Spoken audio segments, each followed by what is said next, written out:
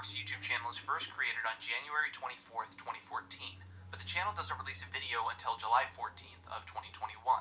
It's feasible these videos were filmed around the channel creation date, but for whatever reason were only released to the public now. Hey, can I sit down? I'm tired. Sure. I think I'll go home now. The channel description sets up the story. This is my channel about my old Roblox friend Brandon6875935, who hasn't been online in a long time. I'm showing off places on our old shared account number 369, mostly his own house, which I never really looked at much back then. But I want to go down memory lane now, so yeah, hopefully you can find something interesting. This is mostly just for my own curiosity. Old Godzilla was hopping around Tokyo City like a big playground. So that's our premise. The channel exists to document some of Brandon's old works, and we're going to get a peek into some of his personal creations. Our uploader believes that within the free model-ridden games Brandon worked on, there might be just a hint of something to give them closure on Brandon's radio silence.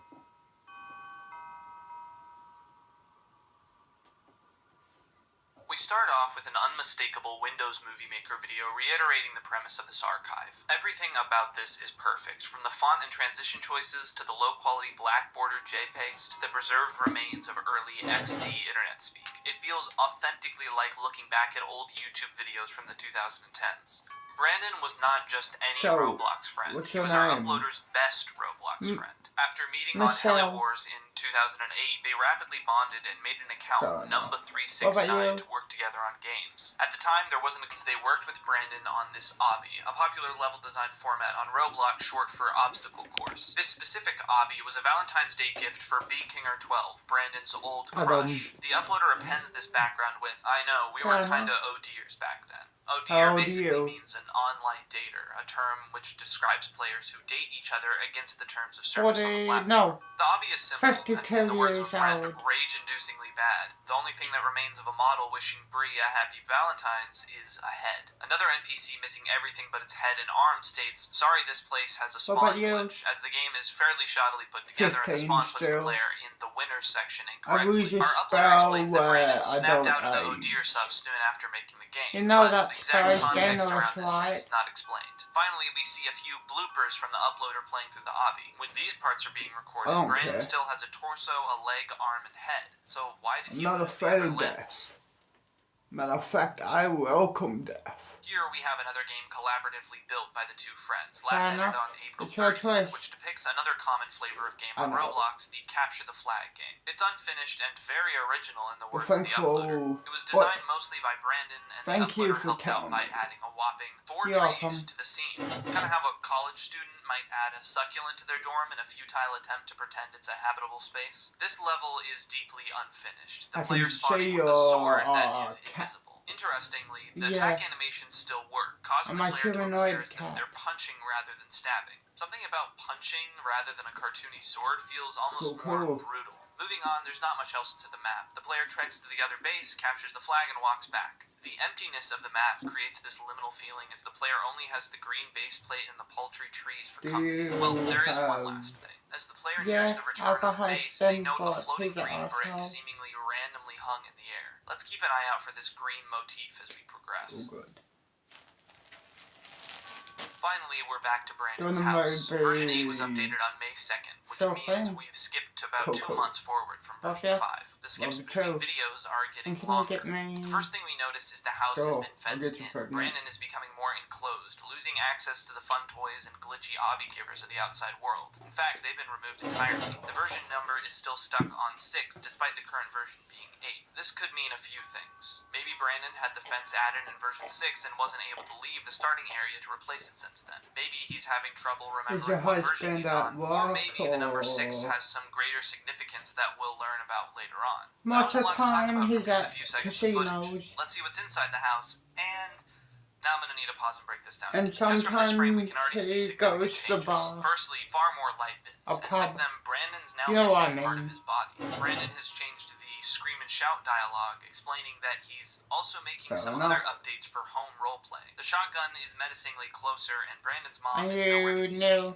In Brandon's bedroom, we have a few new additions. A new light bin, and the green block from the previous place has followed Brandon home, and now features the catchy phrase, "Green keeps the place clean." The uploader Fair notes enough. that Oh, he it was thought it would down be a there. regen button, but it doesn't seem to be the So we're case. Like the neighbors. light bins, this seems Yeah. to be another mysterious object that permeates Brandon's home life. There's a few more scenes of the player messing around with anchored but still obtainable weapons before noting a missing brick on the roof, which coincidentally happens to be by Brandon's father's TV shouting spot. It gives the feeling that Brandon's privacy is being stripped away even in his own room. Moving upstairs, the bedroom is now locked. Considering Brandon's mom was also seen in the bedroom, this might suggest that she is now in there. Whether she's locked herself in or if someone else has locked her in is unclear. The brief bit of Brandon's father we see is much more disturbing. What looks like 2 additional guns, a revolver, and a pistol now decorate the mantle under the TV. Whereas before, Brandon's father's shouting seemed to express frustration, it now expresses terror. The player walks forward to touch the remote,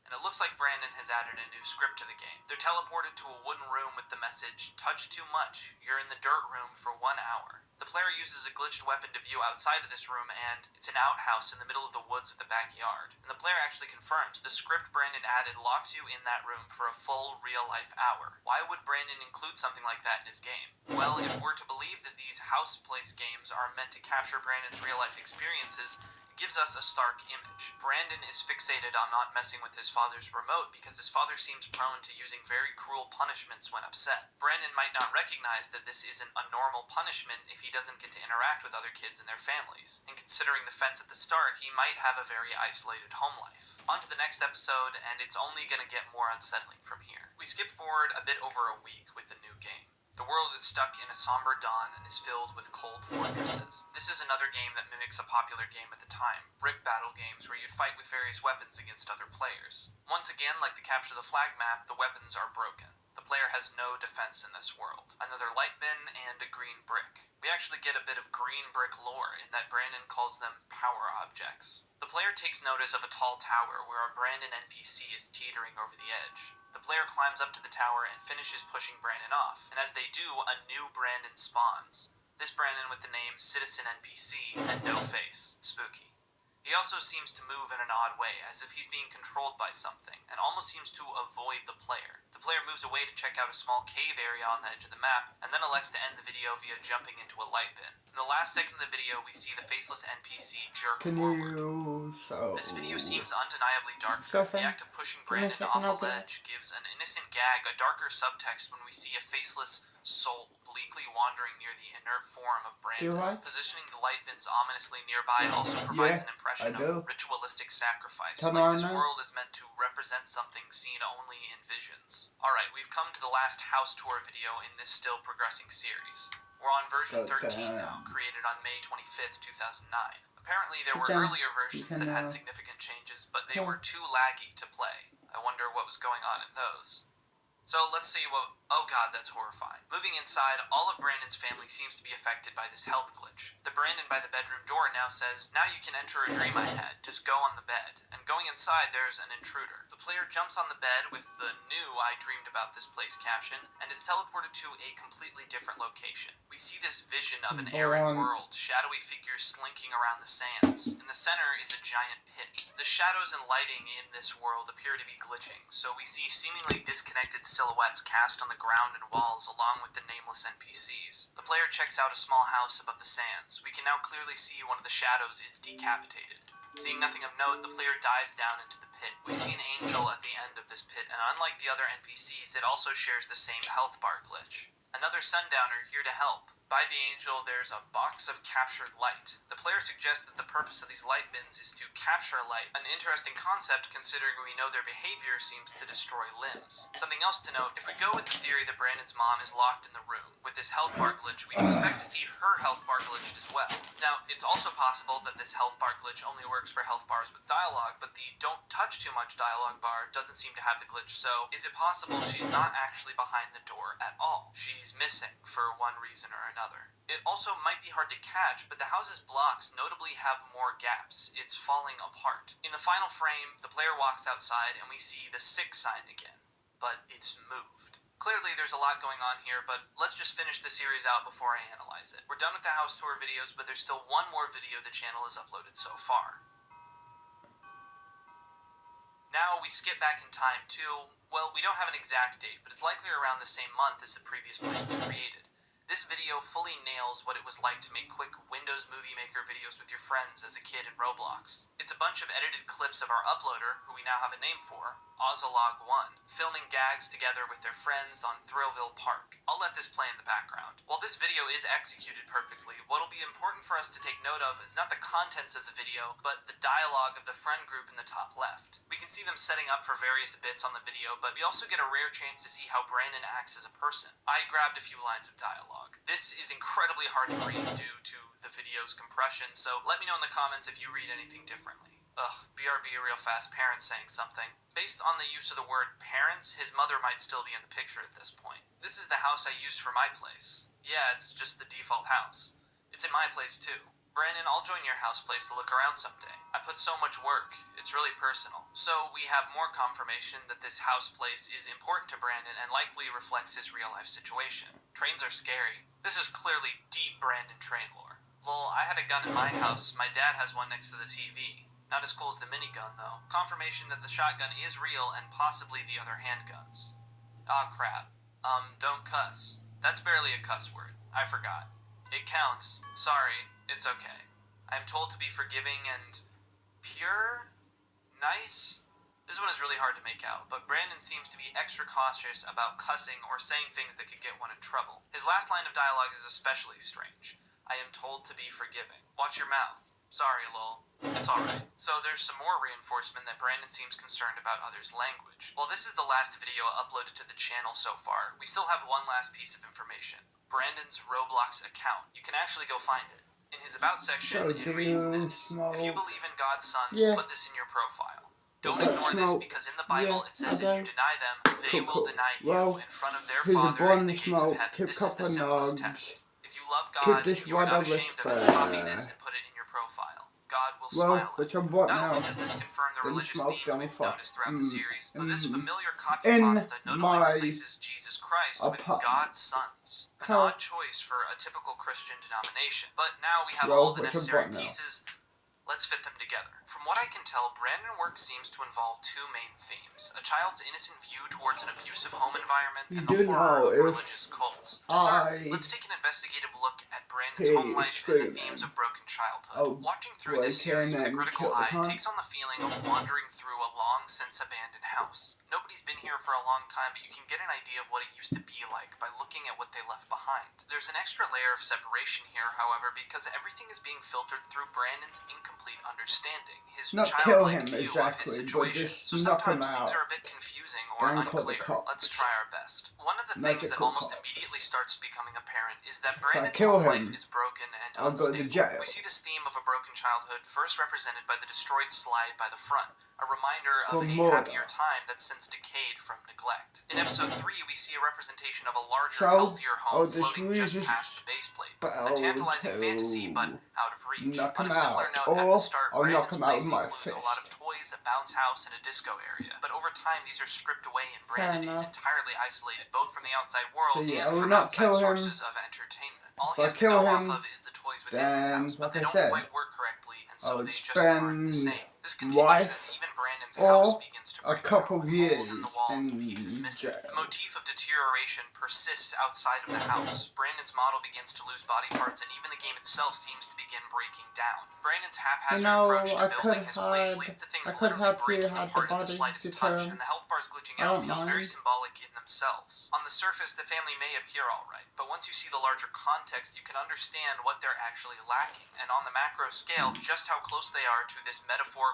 or perhaps literal death. And in a more direct sense, at a certain point, Brandon's mother just disappears. She has either left or locked herself or been locked in that bedroom. Either way, Brandon's home is literally and metaphorically being ripped apart. And one big centerpiece to this appears to be Brandon's father. So let's talk about him. Throughout the episodes, Brandon stresses the importance of avoiding touching the TV remote. We later see the reason for this caution when Ozolog1 touches it and is forced into an outhouse for an hour. Calling it the Dirt House makes it seem like a fun name for an exceedingly cruel punishment. Brandon has no frame of reference that what his father is doing to him isn't typical behavior. This is common behavior seen in children in abusive environments. They might not realize they're in a hostile environment until until they have the chance to talk to other kids in healthier situations who don't have to face demeaning, painful, or hurtful treatment from their parents. There's other hints of how Brandon's father may be controlling his behavior. Firstly, Brandon is shown as extremely cautious about cussing. That's typical behavior of kids from sheltered backgrounds, but this might not be the only reason. Maybe Brandon would be punished if he was caught playing a game with evil language in it. Maybe he has to tell others to watch their language, not just out of a religious background, but due to fear of repercussions. We also see more evidence of his father's controlling behavior regarding Brandon's life. Brandon previously was an oh dear who had an online relationship with B King or 12, but he snapped out of being interested in an online relationship relatively quickly. Considering his eventual withdrawal from Roblox entirely, this may not have been a voluntary choice. His father is clearly overbearing and a source of anxiety for Brandon, and some of this starts making its way into the design of the house itself. The hole in the ceiling of Brandon's room allowing his father to watch him even in his own room, and Brandon's only dialogue for his father being screams and yells. He portrays his father as aggressive and watchful, and the danger of his father is not unwarranted.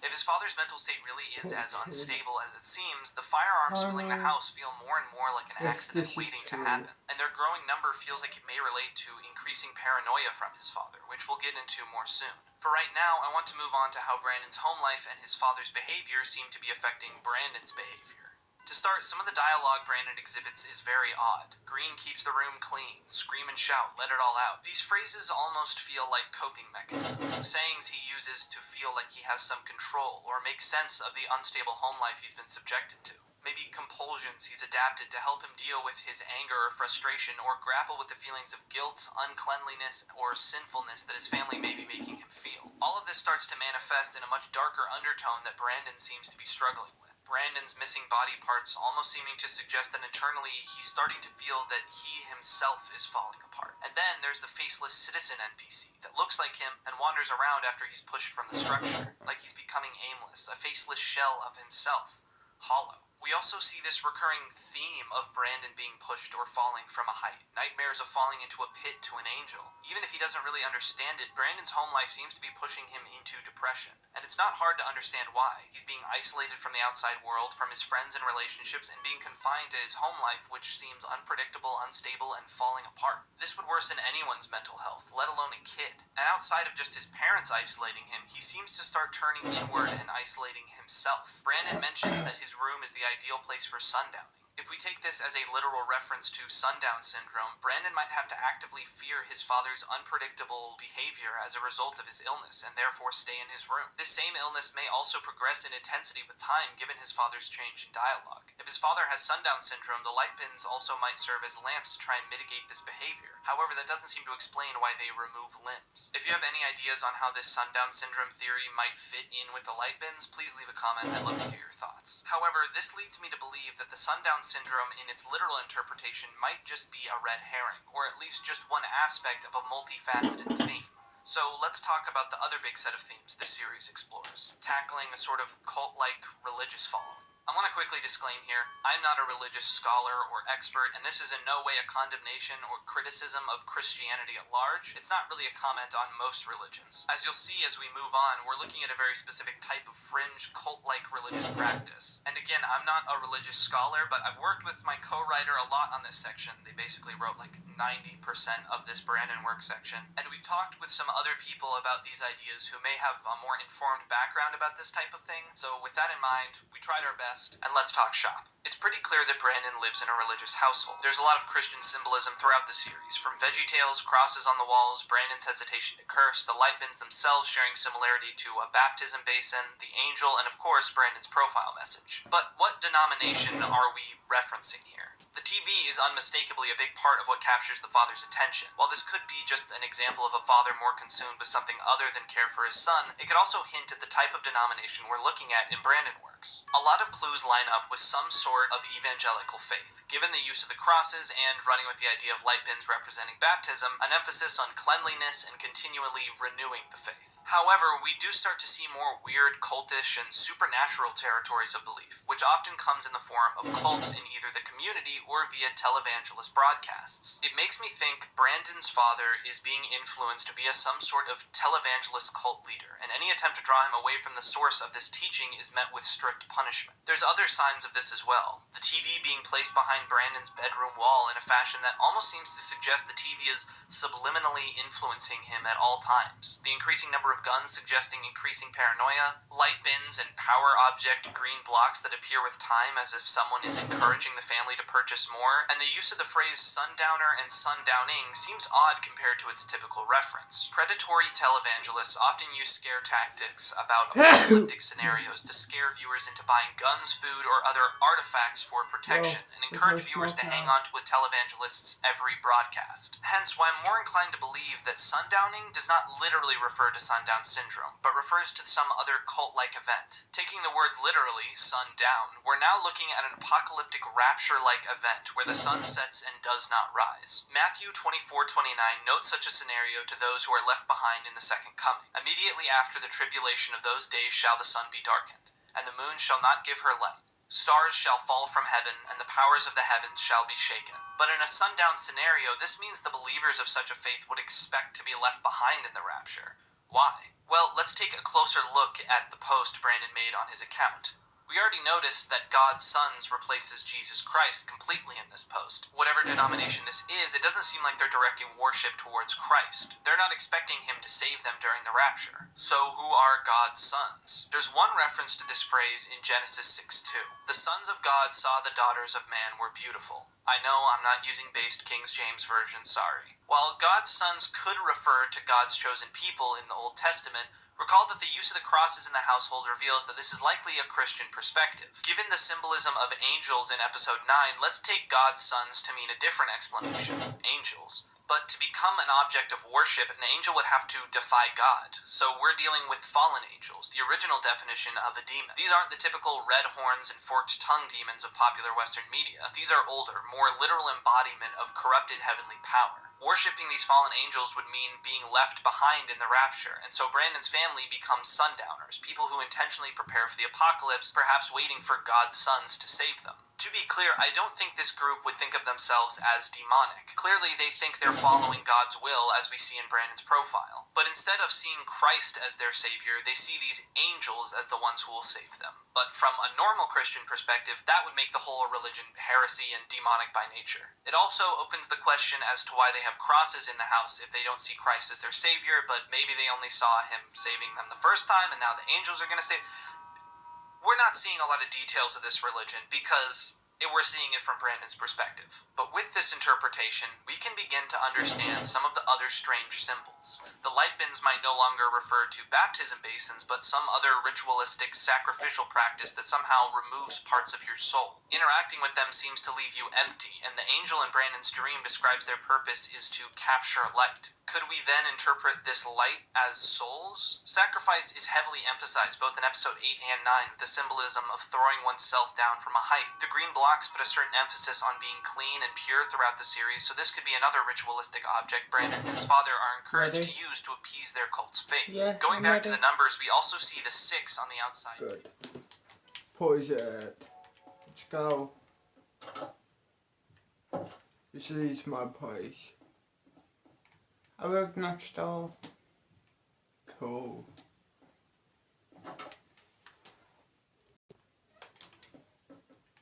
Let's do this. Done. I will see you in the morning. See you then.